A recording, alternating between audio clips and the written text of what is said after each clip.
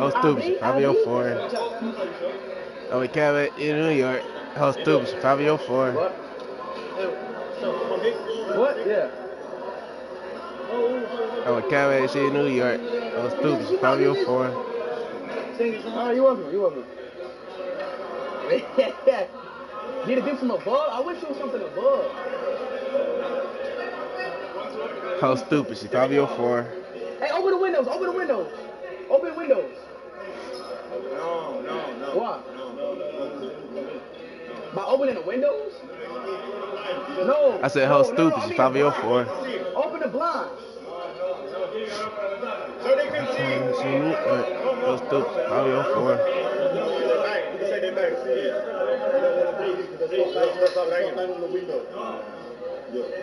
Yeah, facts. Okay. Good.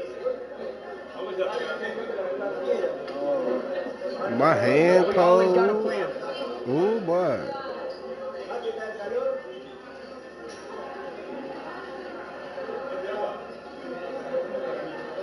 Fuck, bro. This shit crazy.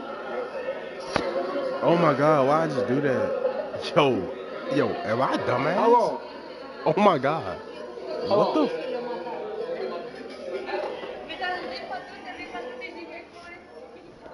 Is this my water?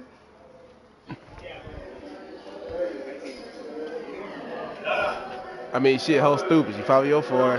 Chaz, this is my water. Nigga, I don't know.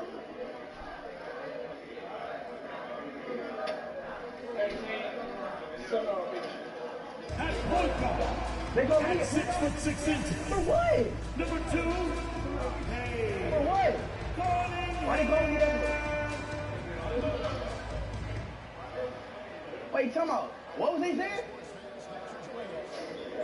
What was they saying? What? How you all, man? What? Woman. No, English. No, inglés, Italy. Yo hablo español. Ok, yo soy el dueño. Te doy la bienvenida. Gracias por venir a mi casa. ¿Ok? Sí. Estoy contento que estés en mi casa. Tenemos problemas. Tenemos miedo que la gente rompa el vidrio y se lastime. Sí. ¿Ok? Yeah, it's his house, respect his house. That's all he said, like, respect his house.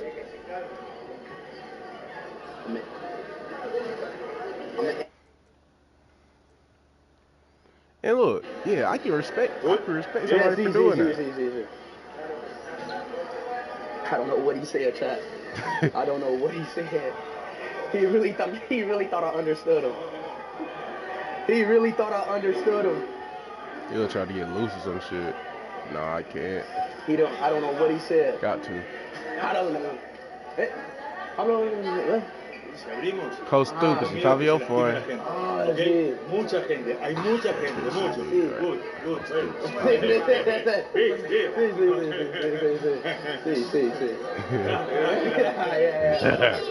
Yeah, no, I know.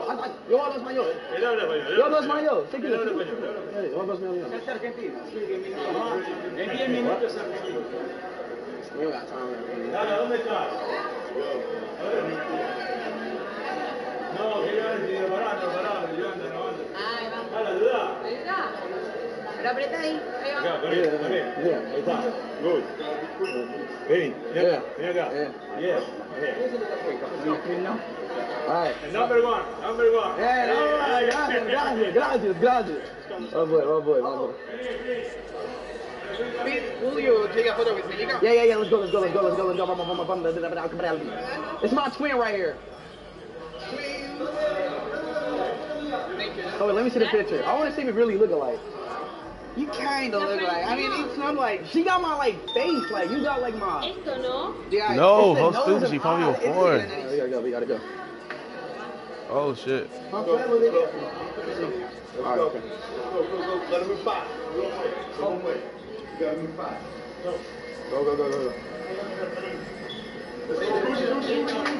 We gotta go quick. What the fuck? Go. Come on, we gotta go. Vamos.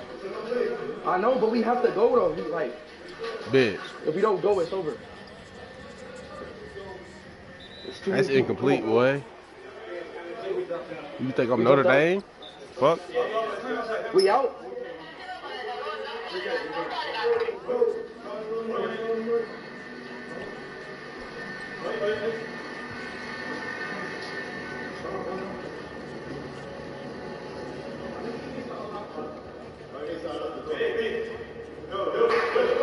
Go, come on. Come here, bitch. Move. Come on, we gotta go, bro. It's crazy. They gotta make a legit getaway plan for any time he fucking, you know what I'm saying? How stupid. She's probably your fault. Why did you tell us he was there? Is the car there? They blew it. They fucking blew it? They just blew the whole plan. They blew it, bro. Hell no. Bro, go that way. Bro, hey, Rogan, just hey, watch out. Hey. And one, bitch. Oh. They blew the whole plan? How stupid. She's probably your fault. Not there. Why do we go if the car wasn't there? I only need an hour. You need an hour. Let's go. It's coming down. Go. Watch out.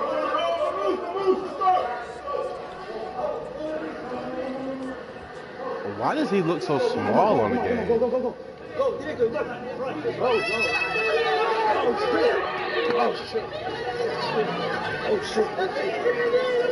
Wow.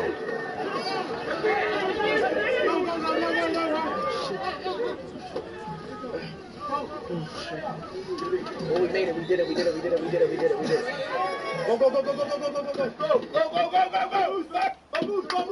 Vamos. What is it? He's licking the fucking. What the fuck is he on? What is he on?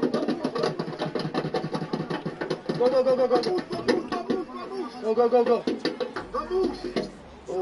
Yeah, vamos. Told you have to be quick, guys. Oh my God.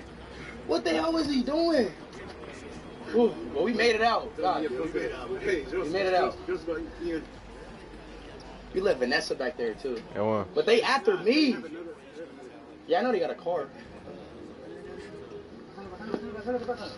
We ain't got no translator. We got no translator. We got no nothing.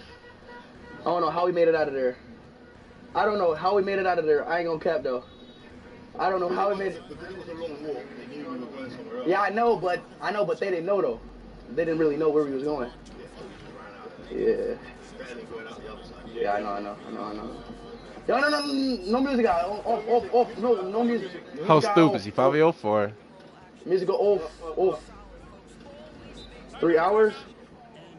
Who licked the window? I don't know. Oh, he was tweaking. Bro was licking the window. I mean, chat. This was one crazy stream, man. This was a beautiful stream. I'm gonna keep it a bean buck, y'all. Chat, don't forget to like my post on Instagram, y'all. Everybody like my new post and say happy birthday. But chat, I ain't gonna cap, y'all. Chat, Vanessa's back there, y'all. Chat, she has a car. And security. Yeah, chat, and they got security back there. Don't worry, y'all. It's security back there. She gonna be okay, I promise you. I just had to go first because I had to get the majority. Everybody out. She gonna be. I promise you, okay. Are you going back to Argentina? Yeah, I have to, bro. I had 35 million on my birthday here, bro. This was a great stream, bro. Chat. This was the best stream this tour, y'all. Crazy performance, y'all. Crazy performance. Where we going? Hey. My friend. Show it to driver. I love y'all boys, man. W Argentina in the chat. Very important. W Argentina. Tell him. I love y'all, Argentina. This was a great stream. One of the best streams I did this tour, y'all. I had a fun time, bro.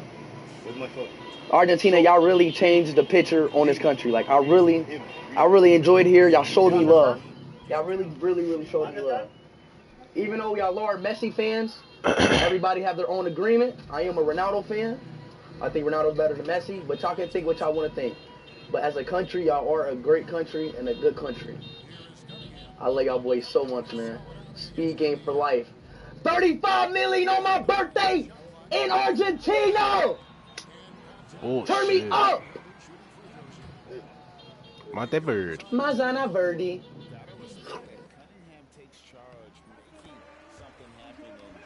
How stupid. She found me on 4. I gotta listen to that, bro. I'm in base that shit in New York. How stupid. She found me on 4. Hold on, wait. And the winner is Plague Boy Max.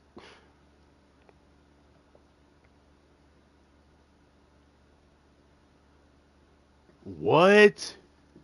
No way. Wow, that's crazy. Wow, that's crazy. Bro, I got all the VODs.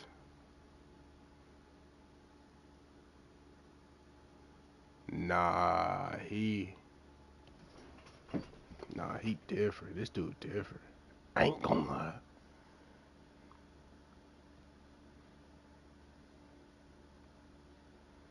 Nah, you valid my heart. You valid my heart. How stupid. She probably 04.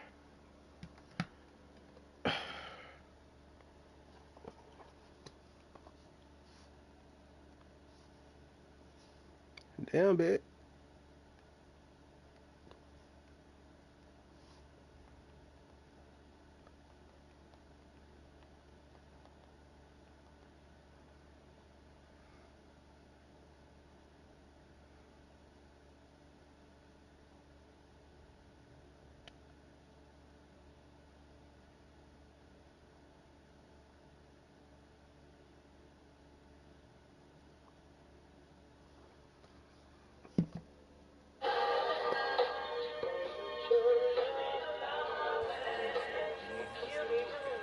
Yeah, it's like, boy, you better not cheat. I'm like, Tail, it's how I gotta be. That's why I gotta leave. I smoke a blunt and go viral for the week. Damn.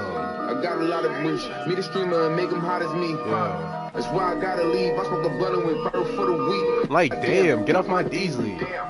Get off my Deasley. Goddamn. Get off my Deasley. Get off my Deasley. Damn. Deasley. Damn. Deasley. Damn. Deasley. Damn. Fuck. Deasley. I'm not these rappers. I got real real bands. In the crib, busting my top lil dance. I don't troll. I do it for the real fans. Play this song and Turn up with my little man. And my real name Max. And I really got plaques. Double digit, no cap. I'm the real Plaque Boy. Damn. Plaque Boy Max. Plaque Boy Max. Plaque Boy Max. I'm the real Plaque Boy Max. In the crib counting on my plaques. Ow. Tell cops to not react to that. And nigga never say I'm whack. Don't rate it, leave it to the chat. Chat. Don't rate it, leave it to the chat. Chat. Why did you stop, bro? Like, what? Chat. Don't rate it, leave it to the chat.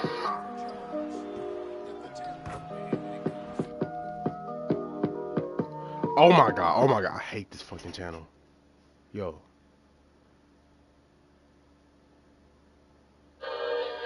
Am I stupid? Goddamn. Chat. Don't rate it, leave it to the chat. Chat. Don't rate it, leave it to the chat. Don't wait, leave it to the chat. Don't wait, leave it to the chat. Why is Silky on this? Oh my god. Wait, why is she kind of going? Damn.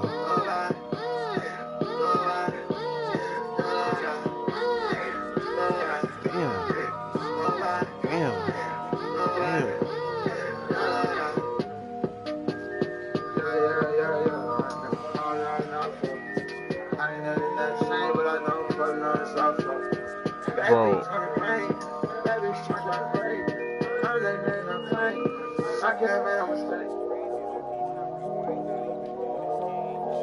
And the winner is Black Boy Max.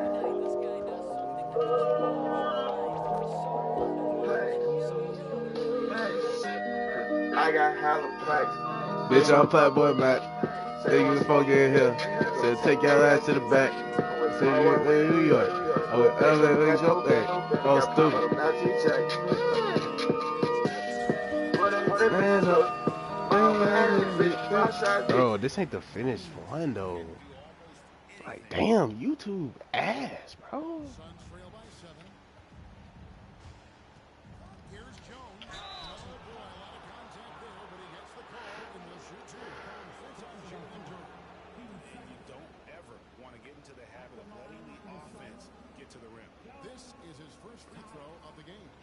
Like, gotta go on Twitter and shit. I don't think this a full one. Probably, yeah. Chat. Don't wait, leave it to the chat. I got hella plaques. Bitch, I'm Flatboy Max. Say they want smoke in here. So take their ass to the back. I went to in New York. I went to just go back. I was stupid, she 5 year foreign. I kept thinking, not Z-Jack. Running 100 bands up. I'm mad at bitch, fly shot, bitch, shaking in the club. She a 5-star girl, take her to work anywhere I go. I can go out like a hawk, get up on my crib, said you can't smoke. I'm the Flatboy, I'm the one that's chosen. I'm the one that's chosen, yeah. I'm the one that's chosen, yeah. Chat. Why does he look so small, Chat. Don't wait, leave it to the chat. I got hella plaques. Bitch, I'm Flatboy Max. Say they want smoke in here. We're gonna take their ass to the back. I went far away in New York. I went basement. I'm so long to pass that. Stupid, she fly me up for me. We got pop, but I'm not TJ. Running 100 bands up. My bad is a bitch, 5 shots, bitch, shaking in the club. She a 5-star girl, take her to work anywhere I go. I can go out like a hawk, get up on my crib, said you can't smoke. I'm the Flatboy, I'm the one that's chosen. I'm the one that's chosen, yeah. I'm the one that's chosen, Chat. Don't wait, leave it to the chat. I got hella plaques. Bitch, I'm Flatboy Max. Say they want smoke in here. We're gonna take their ass to the back. I went far away in New York. Like, bro. Like, you can't make a simple move. Running 100 bands up. My bad is a bitch, 5 shots, bitch, shaking in the club. She a 5-star girl, take her to work anywhere I go. Damn, why they fucking beat my ass like this? Pause. Resume, like, damn, man. It's like some shit you gotta see to believe, you know?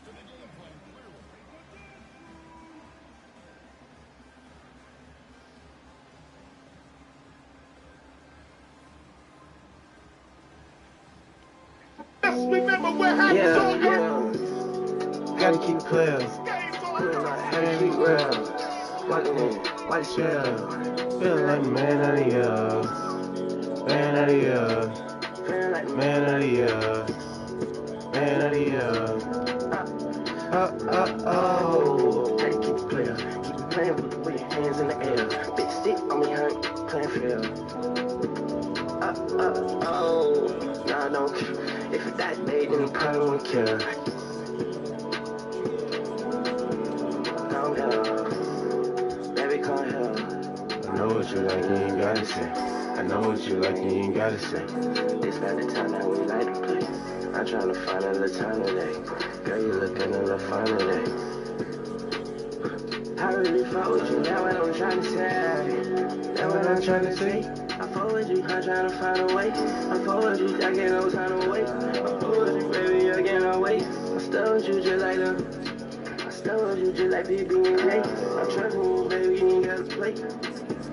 How to keep real, how to keep real. Why you still Feel like man of the year. Man of the year. Feel like man of the year. Man of the year. Oh. Gotta keep clear. Hands up, hands in the air. Just remember where happens on you. Ah. how to keep real, how to keep real. White still. Feel like man of the year. Man of the year. Feeling like the man of the year. Alright, bro, he is not like that, bro. Like, come on now. Oh, how you keep it clear? Keep playing with your hands in the air. Big stick on me, how playing field. Oh, too early. If you die today, then you probably won't kill. Calm down, baby, calm down. I know what you like, you ain't gotta say. I know what you like, you ain't gotta say. This not the time that we like to play. I'm trying to find a little time today. Girl, you looking a little fun today. I really fuck with you, that's what I'm trying to say. That's what I'm trying to say. I fuck with you, girl, trying to find a way. I fuck with you, I get no time to wait. I fuck with you, baby, I can't wait. I still with you just like them. I still with you just like PB and J. I'm trusting you, baby, you ain't gotta play.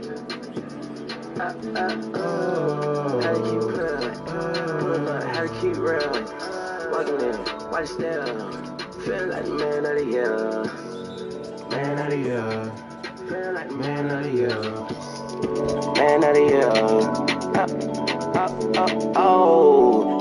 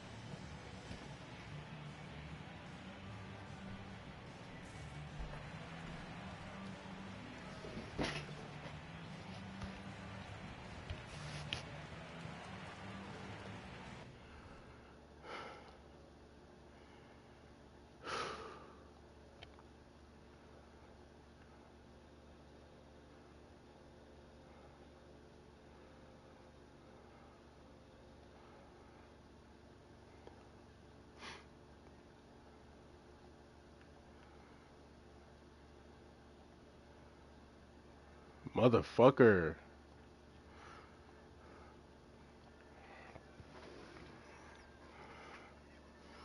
I hate when people say they feel me, man. I hate that shit. It'll be a long time before y'all feel me. If ever. For real.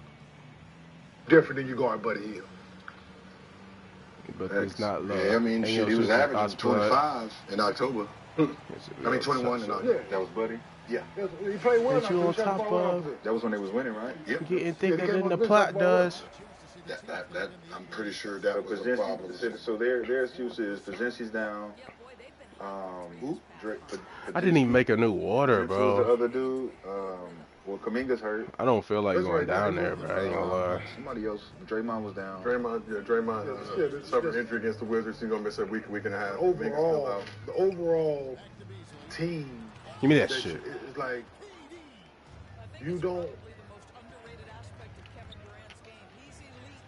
And this is where they just keep on telling that you Draymond not being a scorer hurts you. Absolutely. Right? What's their starting lineup? So it fluctuates from game to game. They use a lot of different lineups. They use a lot of different lineups. They use like 23, 24 different lineups. Yeah, so Wiggins, Moody. Oh. Yeah, so I think so. Yeah, it's not consistent. It's not consistent. Let me. It's Schroeder. Yeah, trying to figure that out. Yeah. Good luck trying to figure it out. GP.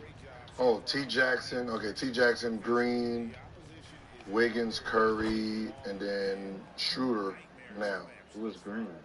Draymond. Draymond, Steph, Schroeder. Okay, now Schroeder, right? Why not have Buddy Hield? Because you want Steph off the ball. But still, you got Draymond out there. So you got rid of yes, Clay. Yes. To bring in a guy who can possibly shoot decent. To bring him off the bench to put a point guard in. Yeah. One. So then it's supposed to be Curry now, and Curry's supposed to be Clay now. Wiggins supposed to be Clay. Wiggins. Well, then who's gonna be Wiggins? Draymond. Then who's gonna be Draymond? Oh, that's cash, bro. Jackson. Like, it's easier to keep everybody in place and say, all right, this is what Clay did. We bring in Wiggins. We bring in Buddy Hield, and he might not average 21, but if he averages 17, everybody else can just still be them and do a little bit better. But once you start replacing everybody, it becomes worse. Yeah, he hasn't had a consistent lineup to stick with because of injuries and other things, trying different shit. Brainstorming at night, staying up fucking late, can't sleep, all that shit, and you like, damn, what, just trying keep your shit. normal starting five and put. So is that normal championship starting five with Steph at the point? Yeah. Yeah. So they changed all of that. Yeah, changed all of that. Because Draymond is the point. Yeah. Right? And Clay bringing Schroeder in, bringing Pajinski in, fucked up the whole formula that they had. Pajinski wouldn't be playing for me. Right. So Buddy Hield's supposed to be at the two. It's supposed to be Steph, Buddy, Wiggins, Dre, and let Dennis Schroeder come off the bench doing Barbosa type of stuff. Him, Gary Payton. Yeah. Then Kaminga. But that'd be my off the bench. Kaminga would be the scorer. Looney's Kaminga the coming off the athlete. bench too. Looney's off the bench too. Yeah. At this point, I would put maybe Wiggins off the bench and put Kaminga in. Yeah. See, So after the game, Steph was asked about the Warriors' struggles, particularly in that game. Said a big part of our season has been when we can't score, we lose spirit, we lose life, we lose competitiveness. So Warriors started season 12-3, went 9-18, and what appears to be a trend towards another wasted season for Steph Curry. Did not make the playoffs last year. 11 right now. It happens, man. It happens. It happens, but no one cares. If you Steph, that's just. I'm just saying. At what point? Didn't happen to Tim Duncan. At what point did it didn't happen to Tim? This keeps happening. It's happening because you made mistakes inside the circle. Inside the circle, which y'all talked about yesterday. That punch her around the world fucked everything up. Don't worry, they'll do it. They'll do what every other team did. Either you're gonna retire, we're gonna trade y'all asses. Yeah. That's somebody it. who's desperate for some ticket sales. Facts. Charlotte. They did it to KG Paul. KG Paul Pierce and Dwayne Wade. Y'all want him, bro? Paul Pierce, Dwayne Wade. Y'all want him? Here y'all go. Shit, we don't need him no more. Offload. Well, that's Brooklyn. Yeah. You think that they put? Ew. Draymond and Steph, hey, y'all. Y'all ready? Y'all ready? Where y'all want to go? Yeah, go ahead. We'll send y'all together. You can see a world. Shit, if you want to stay home, we'll see you to Sacramento. Where you want to go, Jay? Shit, go to Sacramento. Run up there a couple times. Draymond, you want to go to Memphis? You want to go to L.A.? All right, You want to go to L.A.? You want to go to L.A.? Go to Charlotte? What you want? So do you see a world where Steph says, I'm cool with that, trade me? They sent Tony Parker to Charlotte. If they go against what he's saying, I think he would. If they decide to make a move for now, and he's saying don't, if they do make the move for now, I think that's him saying, all right, man, y'all can go ahead and make a move for me too. Yeah. And I think Mike Dunleavy looking at Shut the fuck up. A real basketball motherfucker just dropped some shit about the Warriors, boy. Losing at home by 40 on national TV. That is something that nobody's really prepared for their favorite team to do. Lose at home by 40 on national TV, and we just saw that happen to the Golden State Warriors.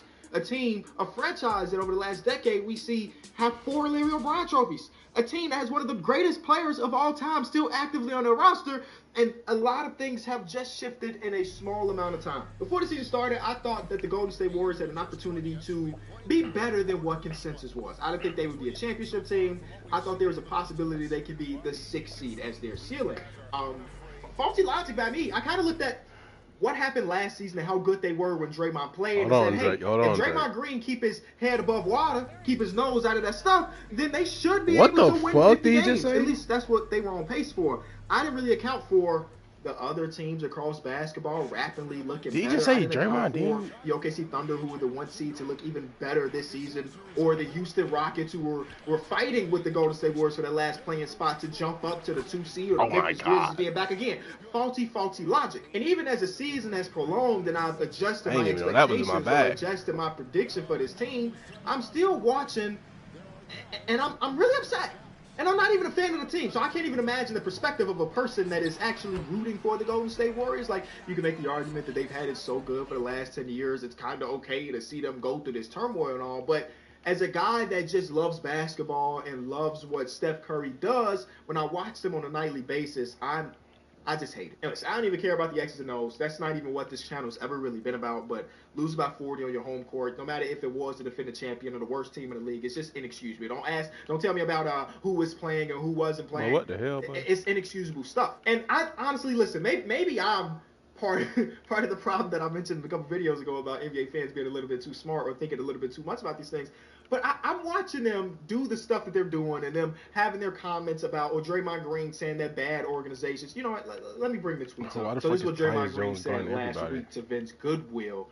The beautiful part about being in the space that we're in, Steve Kerr, Steph Curry, and myself all disagreed with mortgaging off the future of this organization, saying that we're going for it right now. Bad teams do that. Bad organizations do that.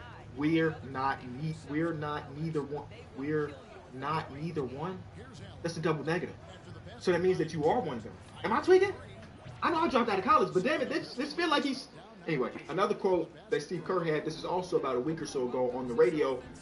We're on the decline. We know that. Steph Curry, Draymond, and I have talked about it. It'd be so irresponsible. Jalen Durr just shot a fucking 3. Get the fuck out of here, bro. For one final swing at a title. Oh, my God. Isn't it... The discussion that we've had, I'm so impressed with these guys and how much they care about the Warriors' future. And I can somewhat respect part of this, right? Them having the realization moment, like we always talk about, not knowing when the window has completely closed. Fuck out of here, buddy. Completely closed. And again, this team just won a championship 2 years ago, and they're actively saying in the public, "Hey, we understand we owe. We understand that there's maybe not much we can do to win another championship, so we're kind of cool." Oh my God, Nick Richards. I can't compute having Steph Curry, who again, Steph Curry does not look like the same player that he was 3 years ago, but my first game with Nick still a Richards. phenomenal basketball player. Having one of the 12, 10, wherever you rank Steph Curry, best players of all time, actively on your roster, and him still playing to an all-star, to even all-NBA level, and saying, yep, we're not trying to go for another. Especially when you consider some of the younger assets that you're holding on to, they just not it. This is not it. Let's be real. Brandon Podziemski was a guy that in his rookie season looked incredible. Led the league in charges. He did this. He did that. Before the season started, Steve Kerr said he wanted to go into this year, and Brandon was going to shoot 10-plus threes a game. Brandon barely could touch the floor some nights. They opted not to trade him for Larry Marketing, who's on a $16 million contract, because Pods is going to be one of them ones. Jonathan Kuminga, a guy that they drafted, 7th overall a few years back, has good games, bad games. They don't even know if he's worth paying $30 million a year. And they're not willing to deal those players. Or even a Moses Moody, who's in the rotation and out of the rotation. What is his worth? I know he got an extension, but we don't know if he's going to be part of it. They don't... Oh, man. The reality is, the likelihood that with the future assets that you have, the likelihood of one of those future assets turn into Steph Curry, and I'm not even talking about unanimous MVP Steph Curry. This year, Steph Curry. The likelihood of those future picks that you're holding on to, or the Pods of the world, or the Moodies of the world, the likelihood of those I did a reverse layup, bro. Like, why would I go straight up with the fucking... It's pretty with a fucking Terminator right there. And when I look at it from that lens, it makes me, again, I'm not the guy making decisions, feel like there is potentially some things you can do. Now, for a moment, when I first saw some of these quotes, specifically the Draymond Green one, I was like, okay, that kind of does make sense. Because you look at the landscape of the NBA right now, who's available? Jimmy Butler? I think we can agree if Jimmy Butler was a Warrior, I'm not looking at them like they can beat the OKC Thunder in a 7-game series. They can beat the Boston Celtics in the 7-game, or the Cavs, or, some of those elite level teams. So, yeah, we're not willing to buy in on Jimmy Butler right now because I don't think he changed the landscape. But maybe, in my mind, I'm giving them the benefit of the doubt, thinking about how good and how greatly the Golden State Warriors have been ran over the last decade or so. I'm thinking, okay, well, that means that maybe they're waiting for another player to become available. But for Steve Kerr to basically just say, no, we're done even taking the swing. It doesn't matter who's available. We're completely okay with riding into the sunset. It's a young man's league, and we recognize that we're on the decline. Just, it disturbs me. And I think it's actually just doing a disservice to Steph Curry, right? Draymond Green getting another championship don't matter. At the end of the day, it doesn't matter. He's been there for all of them, but nobody gives a damn about what Draymond is doing over there. When you think about who Steph Curry is and how he changed your organization, where you were one of the least the lowest evaluation NBA teams before Steph Curry got there. There were so many question marks about what's going to happen to the Warriors organization. And for Steph Curry to shift it, where now the Golden State Warriors are the #1 team when it comes to financial evaluation, Boy, if you don't think I think you owe it to Steph Draymond Curry guy to just try it. Hell, if we knew this was the case, why did we just let Klay Thompson stay on the team? Why couldn't the Splash Bros just play their entire career together? You let him walk, knowing that you were on the decline, you weren't going to try to do nothing major with that extra money that he helped you get, or the extra second-round picks he helped you get. You knew you were on the decline. You still let Steph Curry, you still let Klay Thompson walk? Man, the amount of memories we could still be piling on to the Splash Brothers if he was still there. We just neglected all of that because we wanted to see what. Oh, my God. Buddy Hield is 80% of what Klay Thompson could do, yeah, for 1 month of the season. Again, thinking about it like this. Just overthinking. I got to switch to him, bro. What percentage of a well-ran organization is luck versus you doing and making the right decisions? You can never take away from the fact that Bob Myers and company, who's no longer there, drafted Steph Curry and he turned into an all-time great. And won. Drafted Klay Thompson, drafted Draymond Green. They drafted 3 Hall of Fame players in parts of the draft where you don't really know if you're going to get a Hall of Fame. It's not like these dudes were top 3 picks, right? We're talking about Draymond being in the second round, Klay Thompson being late lottery, and Steph Curry being in the middle of the lottery. When he got drafted, Johnny Flynn and Ricky Rubio were the safer options, right? So I cannot take any of that away from them. And maybe Bob Myers just was the guy. Maybe I'm being, I guess, a little bit disingenuous because Bob Myers, who did those things, are no longer there. And now we're looking at a new regime with Mike Dunleavy Jr., right? And Bob got out at the right time, Lord knows. Bob said, I'm out. I'm not about to be the guy that let Klay Thompson walk. I'm not about to be the guy to make these big old decisions. But I bet if Bob was there, he would at least try to make something happen, right? But getting back to what's luck versus will work, because the luckiest thing that maybe happened to their organization is Steph Curry starting his career with those ankle injuries, right? Steph Curry signs an extension that is way less than his market value because we don't know if his ankles are made out of glass or that's like a real problem for Steph Curry. And because of that, and because of the timing of it, the CBA taking the jump, hey, we just got 2 extra NBA championships because Kevin Durant said that he wants to play for our team. Shout out to Draymond Green for crying in the car, calling his phone. Like, that's a bit of luck. They also lucked out when they called the Milwaukee Bucks and said, hey, we want to make a trade with y'all. Do you want Steph Curry? They said, no, give us Monte.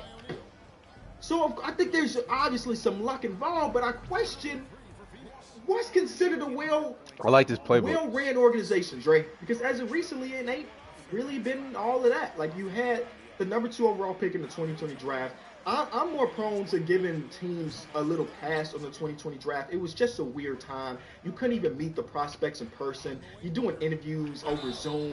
You can't even really go watch them work out. You're watching through somebody else being there recording it. Like, so it was just a weird time. And a lot of people missed the 2020 draft. And at the time, the James Wiseman pick made sense. You know what I'm saying? Obviously, it didn't turn out to be a #2 overall pick quality player. But again, I'm giving him a slight pass on that. The year after that, 2021, they get 2 lottery picks. They have #7 and #14 that turned to Jonathan Kuminga and Moses Moody, right? And many people, me included at the time, was like, yo, you don't need both of those picks. Steph Curry and Draymond Green and Klay Thompson still were there. There were some rumors that Bradley Beal could be available, Pascal Siakam could be available. Trade his name is Kevin Wayne 2 of those Durant. picks away to keep this window alive, to continue to add more now KD, talent. you came off They a decided screen, they wanted buddy. to go Don't 2 be pointing back timelines. They to him, drafted bro. these 2 dudes. And again, Kuminga can give you moments in time. He can drop 30 and it looks really good. But other moments in time, you watch him fall asleep on defense. You watch his tunnel vision. You watch this lack of effort. Oh my God, Ryan's fucking done. #7. I love this kid, And man. now we got to figure out if we want to pay him this amount of money. Ain't the greatest thing. You can say that you hit on Brandon Podziemski at 19, but this season of Potts I don't even know what the numbers look like. Hold on.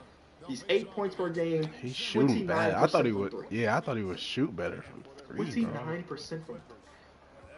Anyway, but He they shot do have like good his rookie year. the good move, like the Wiggins trade, like objectively a good move. Wiggins helped them and was one of the best players Oh on the my championship run. But for the most part, I felt like more recently they haven't been the same well-oiled machine, the ran organization that we've been used to the previous decade. And when I'm watching Steph Curry see 3 bodies on a nightly basis, I just feel like you're shorting him, but you're also shorting fans, bro. He can still hoop. He can still hoop.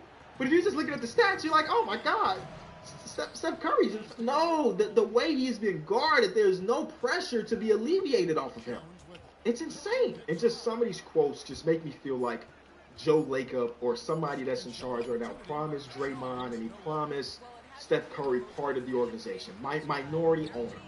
Because why would I, and even if I've been here my entire career with both of these guys have, why would I who like, there's a level of delusion you need to have when you're this good at your job. Whether it be sports, whether it be artistry, when you are this good, and again, we're talking about Hall of Fame players Draymond Green and Steph Curry, you have to have this level of delusion. So I'm sure that they still believe that they have the talent to win it all. But for them to publicly say we chilling makes me feel like they have something promised that when they're retired, hey, you're going to be a minority owner around here. So you should care about that 2030 pick because we kind of need that 2030 pick when you're done in order to go get something else. And I can see comments like Kenny, the whole buy-in to this timeline, buy-in to this current start thing has not worked out more than it has, right? You can think about the Clippers buying into Kawhi Leonard and Paul George. It got them perennial all-star. I mean, they always are a postseason team even before those guys, but it got them to the point where they have won conference finals in their tenure. Think about Matt Ishbia and the Phoenix Suns, who made this big trade for Kevin Durant, and now they're just doing smaller trades, hoping that somehow they can grasp this glory. I understand that, but for me, I think there's a way you can go about this without putting all of the chips on the table. That's one thing that the Clippers did. They said, hey, here's Shea, who at that point nobody thought he was going to be the damn MVP of the league, but he was coming off a really good rookie season. Tobias Harris got 5 fouls. Holy shit. Kawhi Leonard just came off a championship run. He was the best player in the world for a 3-month stretch. Paul George was number 3 in MVP that same season. Yeah, we're okay with buying into that, but they put all the cards or all the chips on the table. Same thing with the Phoenix Suns. They traded everything and all these swaps in Mikal Bridges and Cam Johnson in order to get Kevin Durant.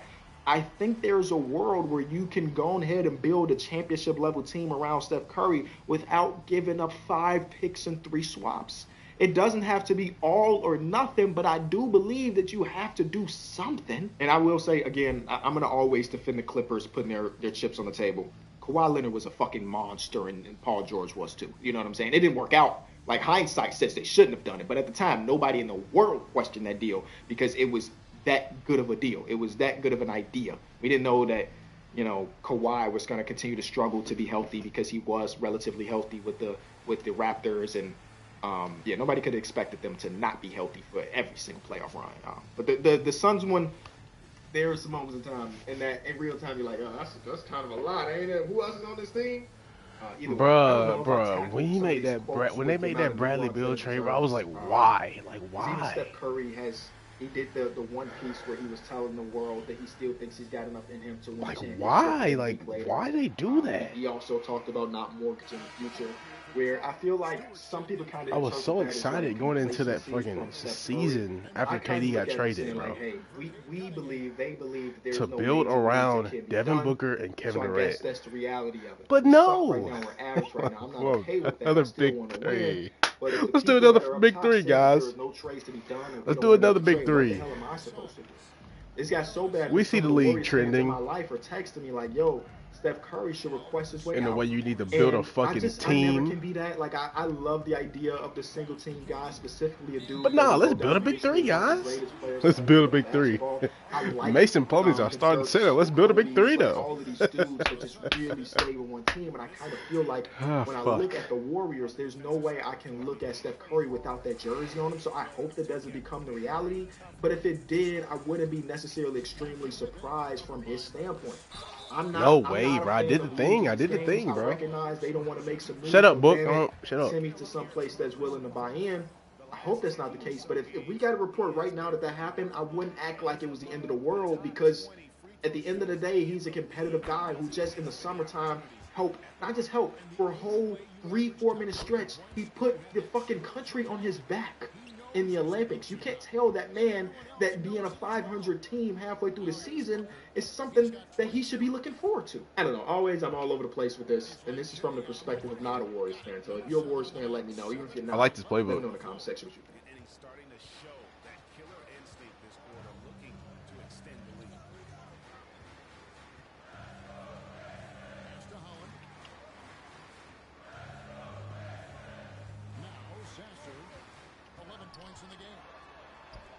Alright, I gotta help off, bro.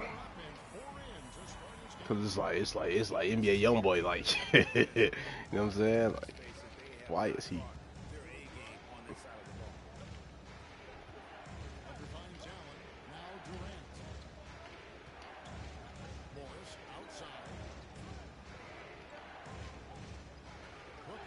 Bro, what the fuck is this play?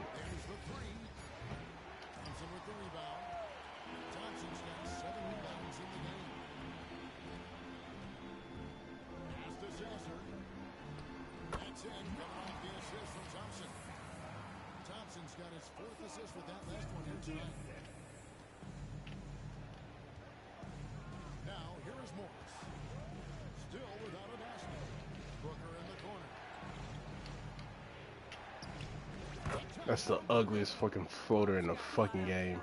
What the fuck is that shit?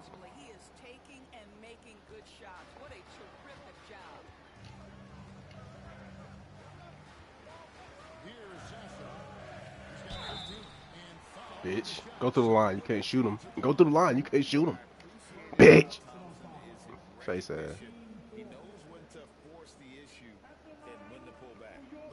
Take your ass. Oh, Andre Iguodala. And they shot the ball well this season in terms of their attempts. 81%.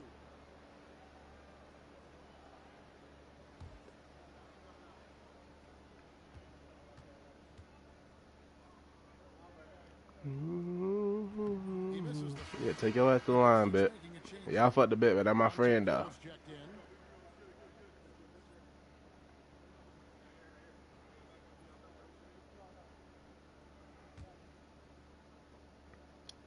Fade away.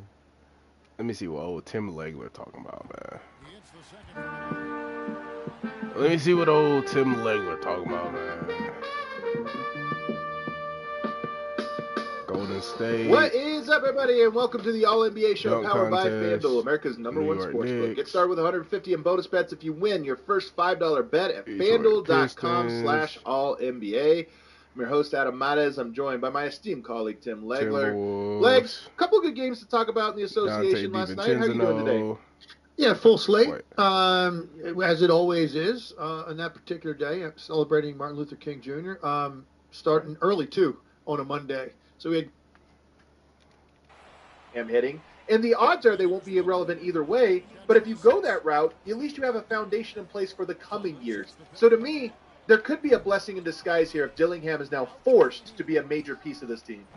Yeah, I agree with that. Everything you just said, and I really liked that acquisition, draft night, and I thought he's NBA ready. The league is built for guys like Dillingham now. The way it's set up with all of the space and all of the high ball screen action, and he's very quick and he's a very good shooter off the dribble. And so the league is just built for a guy like that now, more so than I think when there was more of a grind. No, I did a step back, not a like fucking that, floater. What the fuck was that? Taken. It was going to be harder for him. He's got a situation set up for him to succeed. Bro. And I think that could be the blessing in disguise. This is a tough break for DiVincenzo because he had such a slow start for them. And we've talked about it a lot as to why. You know, just different fit, different rhythm, not playing. He was a toast of the town in New York. And now he's in Minnesota, and it's a good team, but it's a totally different role, and touches are different. He's not playing next to one of his best buds in Brunson, who has all this faith in him. Tibbs, the Garden, he became a Garden favorite. Like, that's a tough adjustment, man. And you know, and here these Nova guys are still there. Still got 3 Nova guys there. You're not there anymore. Like, it was a lot. So I got it mentally. He snapped out of that. He had 14 out of his last 16 games in double figures, and he's been starting for the last 8-9 games. Yeah. He totally found, not at that level, because he'll probably never get that level again, just in terms of his minutes, his shots, the freedom that he had at the end of the year in New York.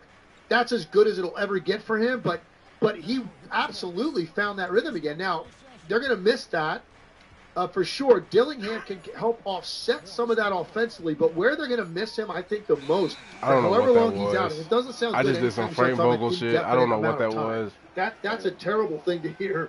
They're going to miss his size and competitiveness defensively. Yeah. And, like, the hustle plays he makes with long rebounds and diving on balls and just an incredible amount of energy and bounce that he plays with. And again, in the short period of time, especially now that he got hot in Minnesota, and I just did a game there, he's one of the crowd favorites there now because people relate to that level of effort. They just do, man. You relate to it. And so they're going to miss that stuff, the intangible winning plays that DiVincenzo makes. But at least some of that scoring load potentially could be offset if Dillingham, he plays well, and he did last night. And he just came back. And I remember when I talked to Chris Finch about this last week, he was very excited that Dillingham was coming back soon. He said it could have been any day. He was in his second G League game that night of the Minnesota Golden State game. And now here he is. And he comes in, and it doesn't take him long, man. 17 minutes, 6 for 8, 15 points. Plus 16. Plus 16. And a plus 16 in 17 minutes. Yeah. He's an interesting player, and I just hope we see him. And I think that, again, I just don't buy. It's not even that I don't buy. I feel certain about this. The Wolves are not going anywhere with this roster as currently constructed. So your choices are try to squeeze the most out of it and just ride it however far it takes you, or try to start building towards something that you can. And if you do that, we're halfway through the season and we're making some proclamations. They got to get rid of Julius Randle. He just does not fit there. All of these problems you have, if you took him out and just replaced him, even last night you replaced him with Naz Reid. Naz Reid goes 5 of 10 from 3, has 29 points. He was very good. But Randall, some of this is on him. Body language terrible, stormed out, didn't talk to media the other day after a game. Like, he has these moments. Clearly, he is not bought into the culture of the team and what have you. But even talent-wise, he just doesn't fit what they're trying to do. The problem is, where do you go? I saw somebody say, Sam Vecini, I know yesterday, talked about Jordan Poole. Like, you have to start to look at desperate teams because you're giving somebody Randall, they're going to lose. So you need a team that's trying to lose. Washington will do that. Poole brings in some shooting. I don't know if I love it, but to me, hell or high water, you have to find a way to move Julius Randle if you want anything to happen for your team this year, in my opinion. Yeah, I agree that I've seen enough of this. Yeah. It's not a great fit. It's unfortunate for Julius Randle and the Wolves. Like, they gambled on something. It's worked out well for the Knicks, I believe. It hasn't worked out that well for Minnesota. Julius Randle's a talented player. And look, one day we're going to have to sit down and go over the whole league. And for once, instead of, taking the approach, Randle doesn't fit, get rid of Randle. Oh, no. Let's figure out where would Julius Randle thrive. Let's Washington. Washington, he put up 30 and 10. That doesn't sound like you're sending him somewhere to thrive. It sounds like you're sending him to an organization that virtually any player in the league, you could say, belongs in Washington. And so I don't think that's like, a deep dive in Julius Randle's offensive game and how it'll fit into that system. That's just more you wanting to see Minnesota with other players, and Washington's got nothing to lose. He'll accomplish all of your goals. He 30 and 10, maybe he gets a little more trade value going into his last year of his deal, and you're going to lose every game. So I think that's why that's where he would go. Lastly, though, before we get out of here, there's one guy. I told you I had a hot take that I wanted to get to, and we just talked about the losing team for a long time. We didn't even mention the Memphis Grizzlies, who, by the way, big win for them as well, 28 and 15. They just keep winning. The guy I wanted to make a proclamation about was Jared Jackson Jr., 24 and 11.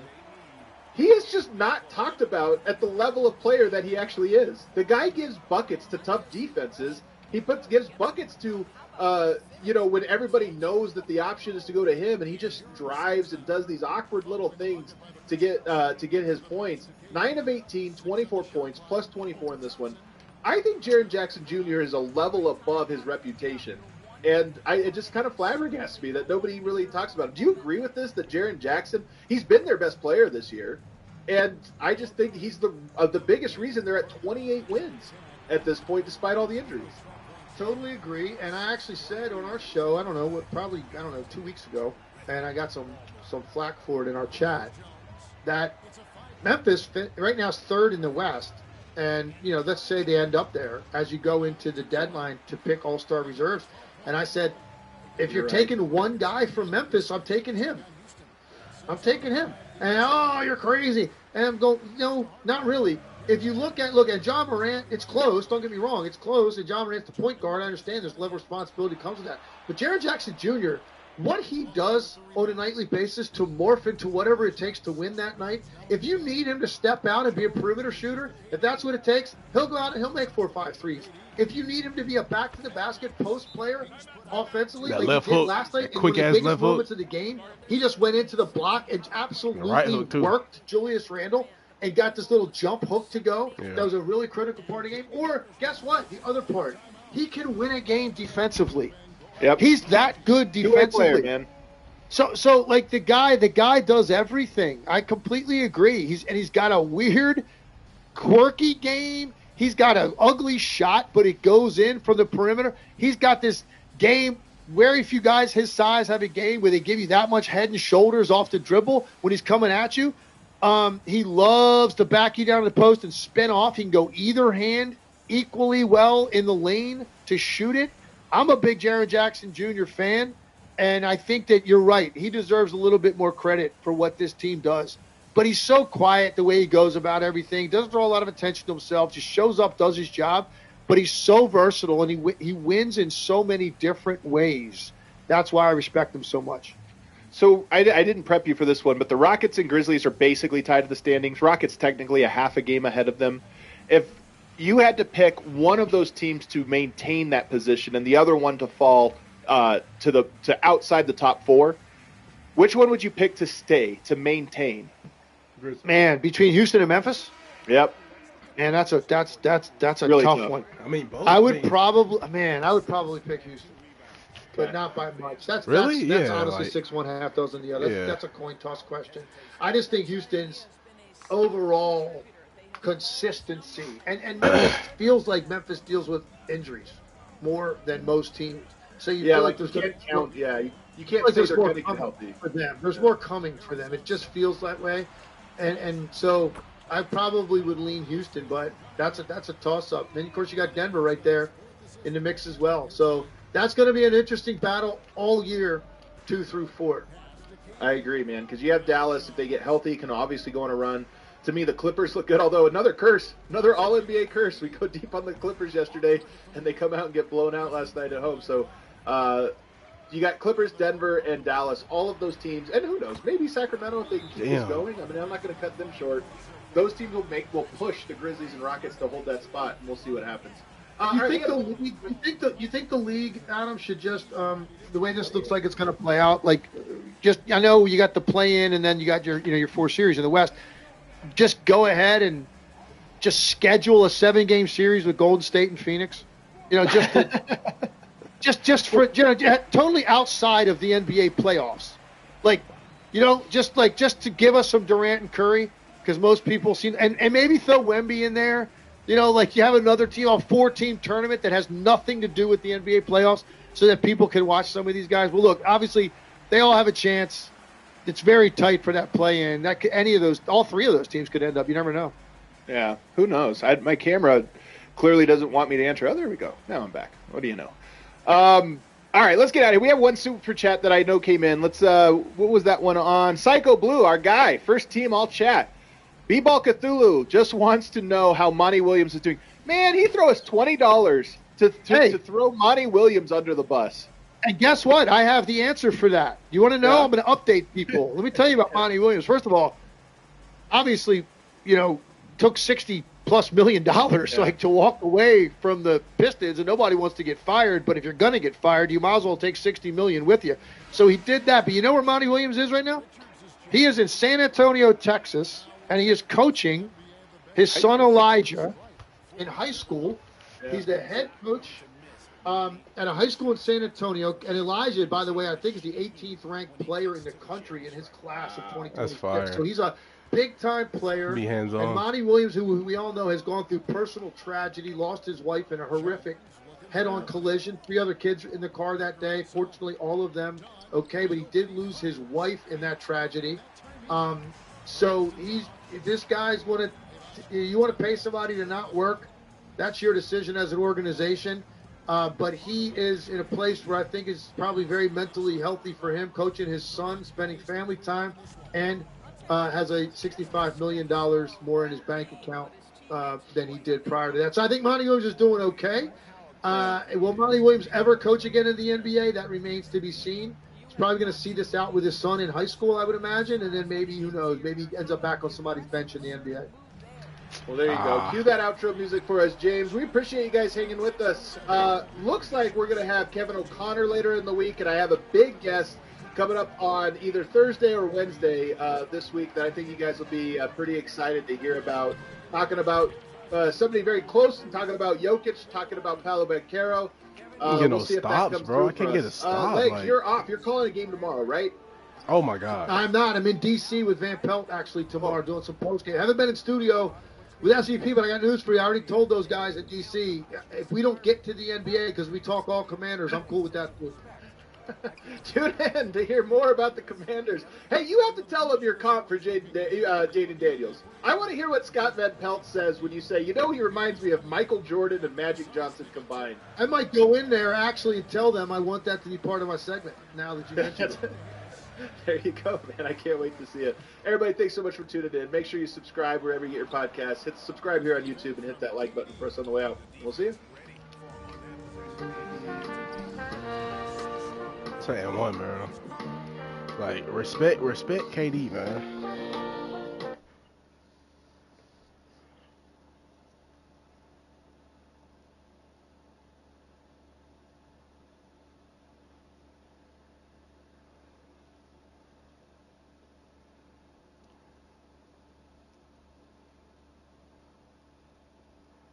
Oh my God, I know Flight was fucking living. What do you do, Flight Crew? FDB? FTC.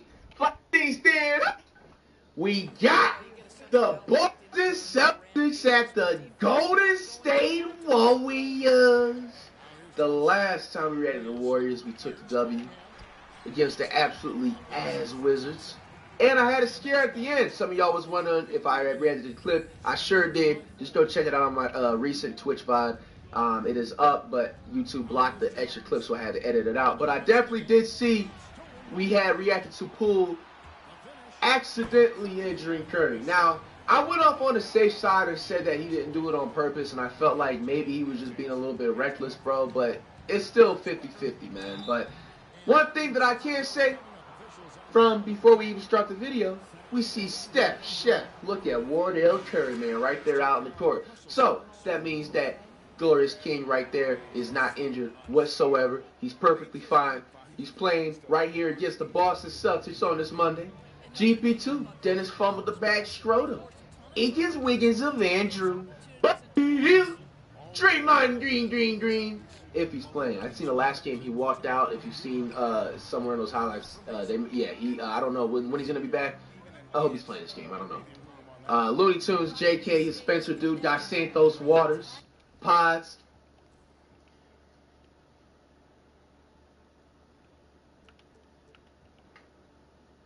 The Anderson dude, and that's everybody. The Celtics, Tatum, Brown, Derek White, Drew Holiday, Porzingis, Horford, Pritchett. The rest are nobody.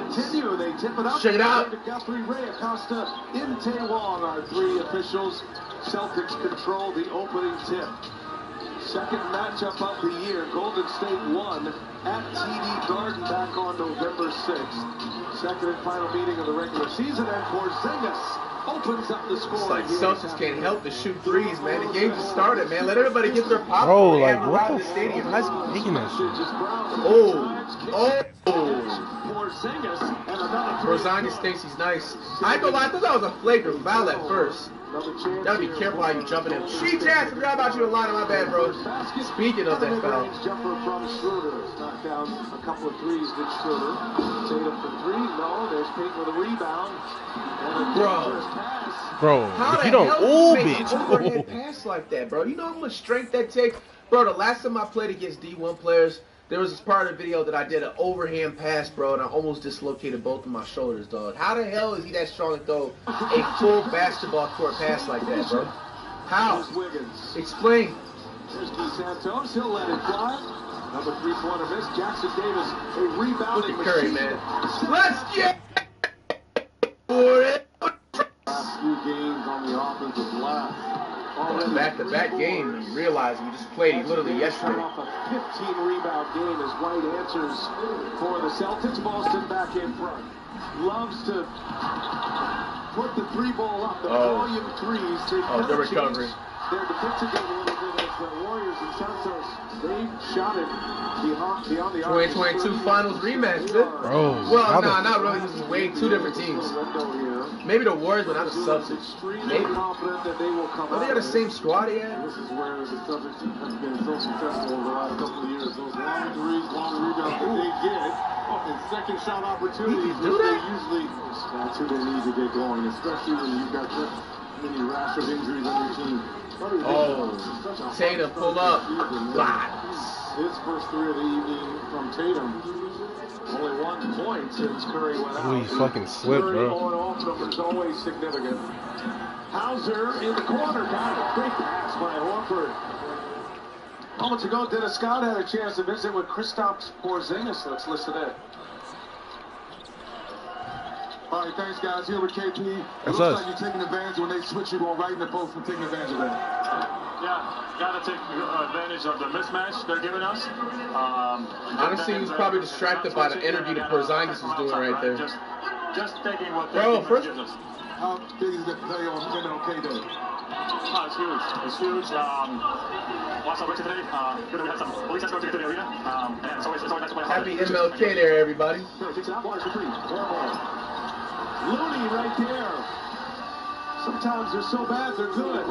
Looney was in the perfect spot. A few weeks ago when you and I did that Golden State game, Looney went on that drive there by Tatum. Why is he hitting the ball upside of his head, bro? This isn't soccer. Down there, and Boston have some respect. Secures it. What the fuck? One made field goal in the last 5:20 in the first. What the fuck is going on? Shot Schroeder. Yo, we need JK back, and I also see Draymond on the bench there too, man. We need healthy players, man. Oh my fucking gosh. Richard looking for contact, and he lays it in. Layups. He feels that they've been struggling in offense, and there's a layup again on cue by Porzingis. Now you've got the Celtics in that matchup zone too, using all that length. Come on, man. Come on, man. Big time. They had the revenge game earlier when Steve Kerr and the Warriors visited Boston. But look, at the end of the day, I believe he's handed the baton to Eric Spoelstra, right? He has. Good luck with that. As Porzingis gets free inside, nobody can match up with that size. When Chase Center is this quiet, I think you just kind of know if you're a Warriors fan what you're dealing with. Chef, look at Wardell Curry. Here's Porzingis, in and out with a three. Buddy Hield looking for Curry. Curry drives. Good take. MLK Day presentation. Tatum finds Horford. There it is. Horford buries a triple. Warriors shooting just 32% from the field. Just 3 for 22 from three-point range. Tatum, a little turnaround on Buddy Hield. What the fuck is going on?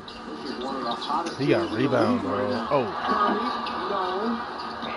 And Payton gets it back. Jackson. Good hustle. Let's go. With a hammer. To Brown right now, down low. Got him sealed off. Brown rises up, and it goes. Good call, Reggie.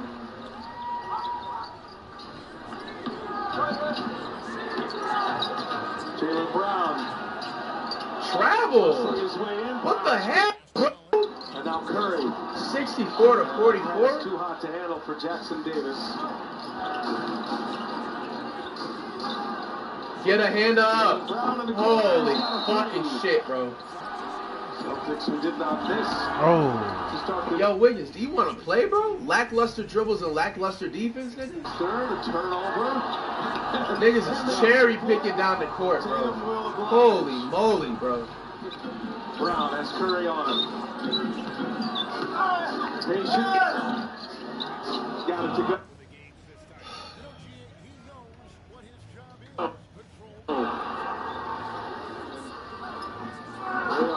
turn out the lights here halfway through this third quarter. It's just they're about to or they're going to. They're in the process of. What do you mean turn off the lights? Yo, commentators have some fucking class, bro. Just experience and what we see. But again, there's a lot of teams that Tatum puts his hands in the air. 3D.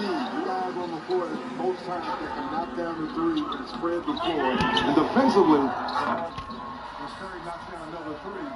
We all would agree defensively when Joe Mazzulla now in his third year, when there was some adversity, this team is playing 500 ball here in the last 6 weeks as Porzingis brings in another three, but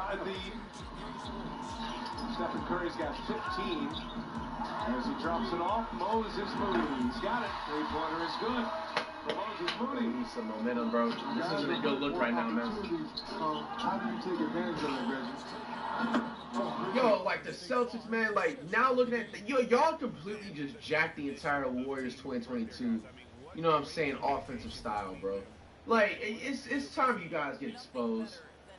Like I know y'all are still so salty that y'all lost in 2022, bro. Like y'all just like, hey, let's just steal the Warriors' offense, man. Like the way they move the ball, the way they pass the ball on offense, the way they just move around the court, it's just the exact copy and paste, bro. The entire Warriors like money ball. Shit, bro. Tatum looking over here at you saying, finally, my threes are going. He already dropped it finally. Curry, no problem there. Those type players, you start to see, okay, you want to be on the floor? What kind of defense you got? Flurry of moves by Brown. Cheryl's on a bro, 97 to 63, dude. These days, find out where she's going and make sure you go. Another three ball. My goodness. Why is he turning around looking at the bench, bro? Yo, Pritchard, I just started calling your name in the lineup 6 months ago, bro. Don't lose those privileges. Oh my. Like what's good with a lot of these players, bro? And like some of these commentators, like, bro, they're trying to roast the Warriors, play like us, and then disrespect us, bro. It's amazing to be able to accomplish. How do we only have 63 right now? They did a mistake on the scoreboard or something, man. There's no way. This looks like an NCAA score right now. Ah, my fault. That's my fault. He missed it. I deserved it. Getting ready to check in. So I think next get ball. Now the glove would have been unbelievable in today's game. Because as much as you can hold, hit, claw. You say that because the glove, the real glove, reminds me, Dennis, of our center court days back on NBA TV. That's right. Back in the players only. He cannot guard K, boy. Sam Hauser. I heard potentially, maybe. Breaking news. Come on, bro. Oh my God, they're missing. That was my highlight last year. That was great. That was fantastic. They both put on a great show. There's Cornette. A lopsided affair on this MLK Day. All-Star format changes. His name is Kevin Wayne Durant. Look at Yusuf Nurkic. 14. Did you hear that shit for All-Star? Of that young team, of the rising stars. I think that'll get the competitive. You see a target score got the competitive juices flowing at that one All-Star weekend. Walsh for three. These motherfuckers. 18 of 44, 41% from distance.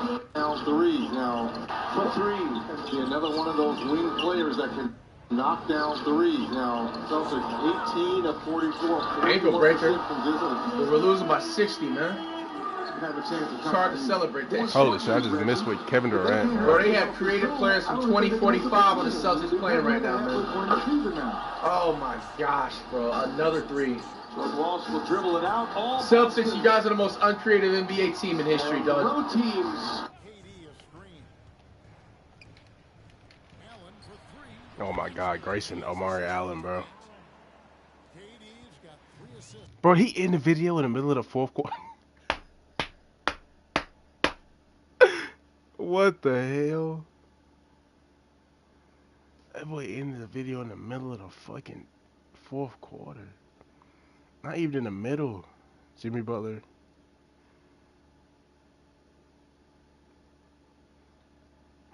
Oh, excuse me. I'm sorry about that. Did I say the song Not wrong? at a, yeah, whoa. All right, this weekend, Jimmy Butler made his return after a 7-game suspension. That shit is not he did going, wear buddy. Jordan's number 45 Give me that. jersey Fuck. heading into this one on Friday night. This was after his agent put out that press release, a la David Falk stating, "I'm back." On Friday, the Heat lost by 20 to the Nuggets. Butler had 18 in the contest, but on Sunday, when they beat the Spurs, Jimmy had 8. So, Sean, you've been covering every twist and turn of this story over the last couple of months. There is still a trade hope, right? That's where we stand now. That Jimmy Butler hopes to leave Miami. Is there a trade on the table? K to Here's a where it's fucking at. team Jimmy like? Butler has tripled down on his trade request.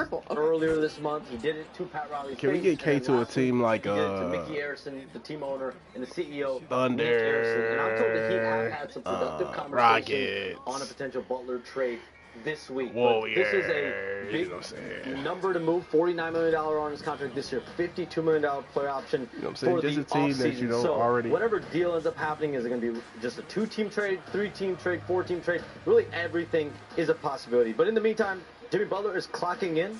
He's playing basketball. The easiest way to put this is everyone in that building knows exactly what's up.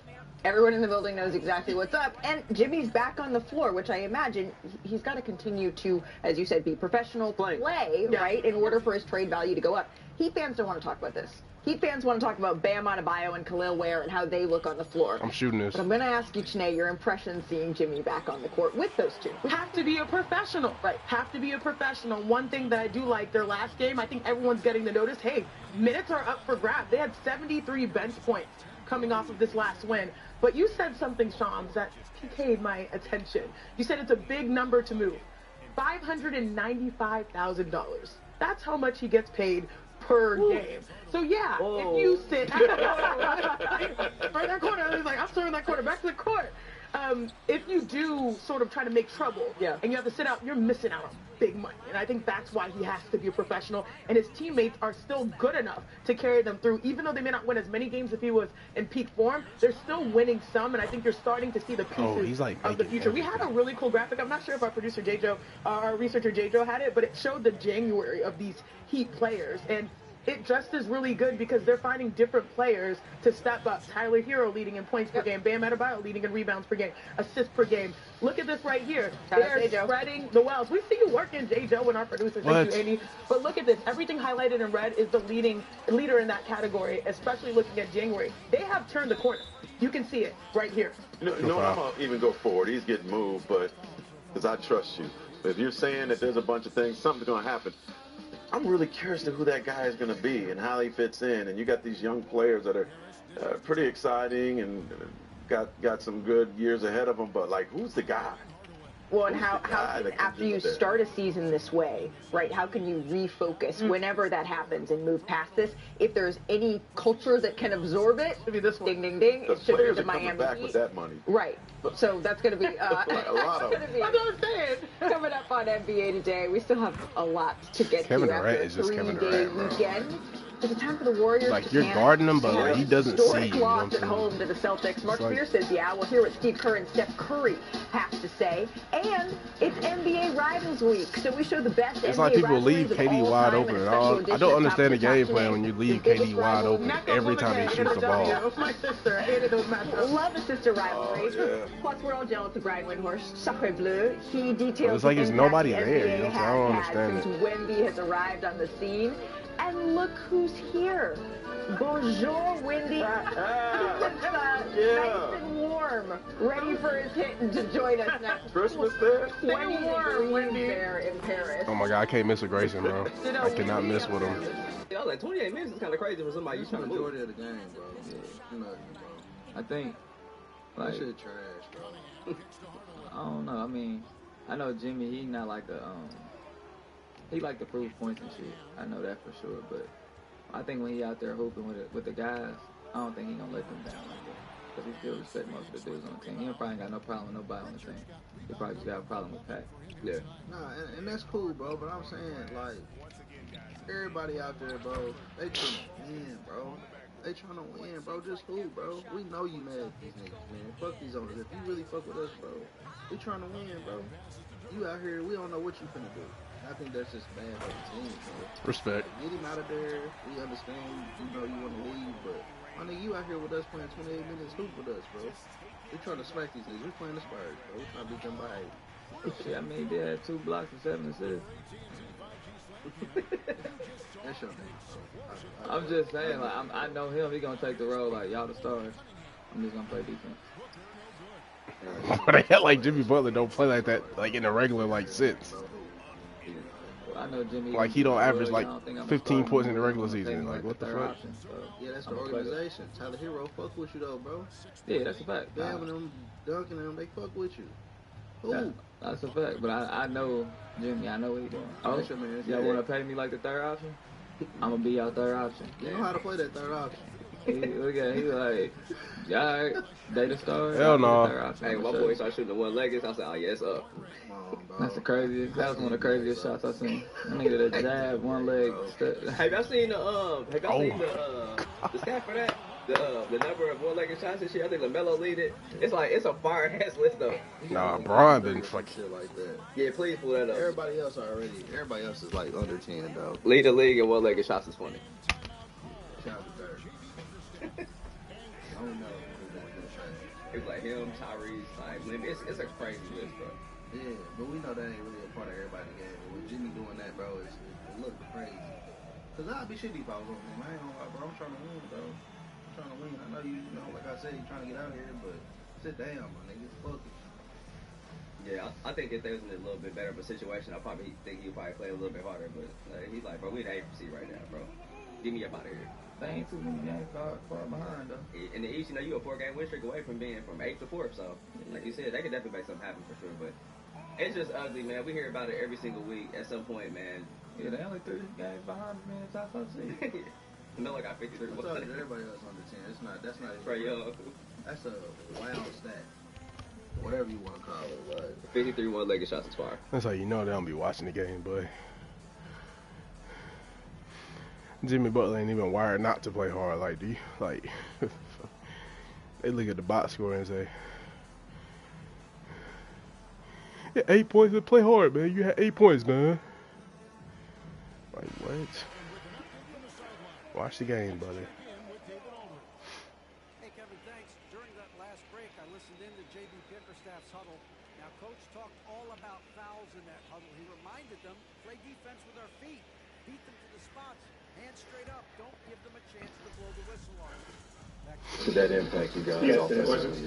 They definitely did. You know, they do a good job of switching their defense, slowing you down. I mean, it was a tie game coming out the first quarter. He zoned us pretty much in the second quarter, got us off a little bit, and then was able to get out and run, turn the ball over from that. Missed a touch, missed a shot, played late to the clock, which is to their advantage. So he's tired. When you look at the stats, and you look at we played pretty good defense on them. But we couldn't score well. They did a good job playing defense on us. So I just had 3 with Nick Richards. Donovan Mitchell, 11 for 25 of them most of the game. He was shooting bad. I think in that last when they up 30, I think he went off and got.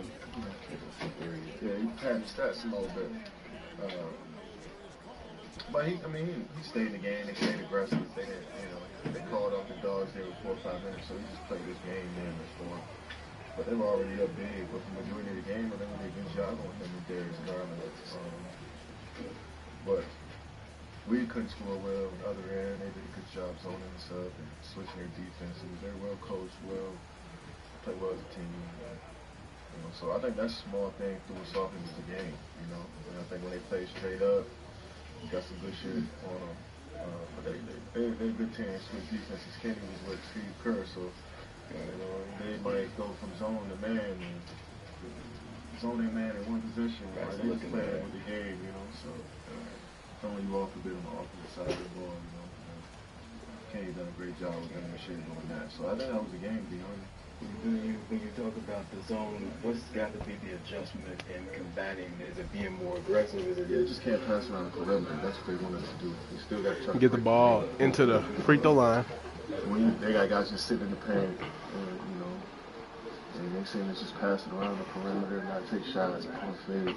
Not, you know, they stunting at us and falling back to their own man, and then they got a guy behind them. So it's tough defense to score on if you just thinking the shot is gonna come open for you without you kind of pressing the issue, you know. So I think we could have drove it a little bit more, but we don't play against zone every game. We don't have a zone package yet, you know. We don't have we're not familiar with what we, you know what I mean. So the fly you get thrown, the zone get thrown at you, it could be tough. But that's what great teams do. They make adjustments throughout the game. Looking at the 5, you at the 5. I know that it has worked, but when you got Allen and Thompson, those are 2 guys that are going to be active no matter what the circumstance. And maybe how did that impact them getting on the offensive board when you guys were going to that 5? Yeah, I mean, they shoot big threes and shoot a lot of threes. Kind Oh of my God! They play good defense to make them shoot cut shots and then long rebounds. And it was small. When you go super small like that, you just have 2 or 3 guys, 6'3", 6'4", and then, you know, me at the center. So, you know, some of them bounces were just bad bounces. He's 6'10". But for the most part, when we were small, I think we did a solid job defensively. With first shots, you know, making them shoot tough ones, you know, making them shoot overhand. So they got the rebound, they got the free throw line too. So they grind out the game. You know, each tour might be different for them. I think that's what makes them unique. You don't get the same dosage of things from them the whole game. They switch it up because they got a versatile team too. So you gotta give them credit. Last question. That thing on the road trip, going back to Brooklyn, with maybe your thoughts on that game and how you could close it 3-2 with a win if it gets. Yeah, that'll be the most important thing. I'm looking forward to playing them again. We lost to them too, first time playing them, so want to see them and get a W. You know, in the road trip off right. How much did the zone impact you guys offensively? It did. I mean, we watched the Minnesota game. We seen that we're using it and it's been effective for them. So it just slowed us down a bit. What maybe adjustments could have been made now looking back on it to better attack the zone? I always say get in the teeth of the zone.